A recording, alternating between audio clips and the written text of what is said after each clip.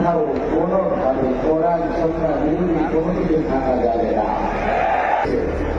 নারী বিষয়ক সংস্কার কমিশন যে প্রতিবেদন দিয়েছে তাতে অনেকগুলো ধারা কোরআন সুন্নাহ বিরোধী আছে। সুতরাং এই মঞ্চ থেকে আগেও প্রত্যাখ্যাত হয়েছে, আমরা আবারও বলছি এটা প্রত্যাখ্যাত, এটা আমরা প্রত্যাখ্যান করছি। সরকারকে অবশ্যই এই প্রতিবেদন প্রত্যাখ্যান করতে হবে। পরিষ্কার অনতি বিলম্বে সেই বিচার কার্য যেন দৃশ্যমান হয়। সরকারের দায়িত্ব বেশিরভাগ এবং